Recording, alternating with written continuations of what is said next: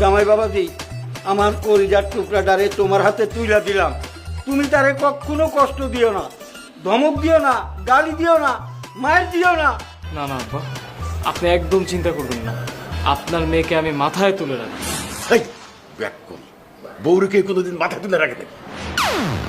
ও আব্বা সরি, আমি আসলে নার্ভাস হয়ে গেছিলাম তো জন্য বলে ফেলছি। প্রথম বিয়ে করছি তো। এই মিয়া, প্রথমবার বিয়ে করছো মানে?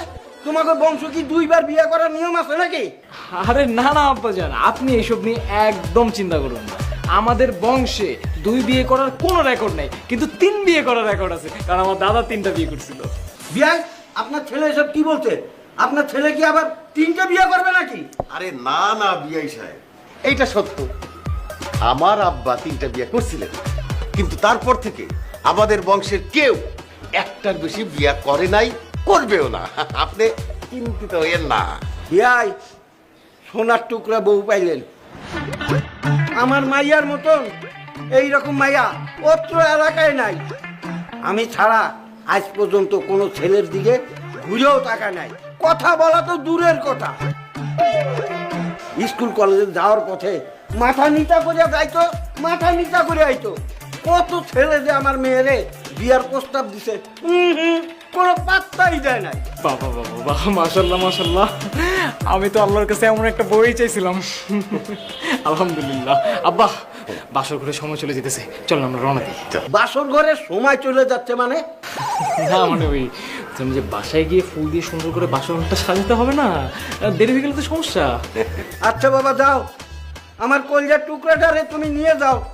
তবে একটাই কথা, তারে তুমি দেখে রাখো, সবসময় চোখে চোখে রাখো। যখন যা খাইবা অর্ধেক হইলেও তারে দিও। আপনি একদম চিন্তা করেন না তো বিআই সাহেব। শুধু ও কেন, আমিও আমার থেকে অর্ধেক আপনার মেয়েরে দিব। আরে আপনার মেয়ে তো আমারই মেয়ে।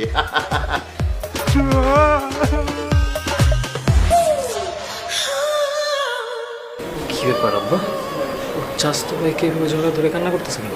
আরে ও ভুল করছে, মনে করছে আমি এই মামনি, এই যে আমি এখানে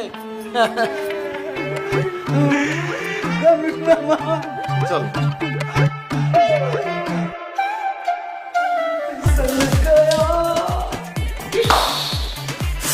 আমার তো লজ্জা লাগতেছে কেন? আল্লাহ, তুমি আমার লজ্জাটা একটু কমাই দাও। বন্ধু বান্ধব আমাকে বলছে বাসর ঘরের বিড়ালটা বাসর ঘরেই মারতে হবে। আল্লাহ, আমি যেন বাসর ঘরের বিড়ালটা বাসর ঘরেই মারতে পারি। তুমি আমার লজ্জাটা একটু কমাই দাও আল্লাহ। কি আমার হাত পা কাঁপছে কেন?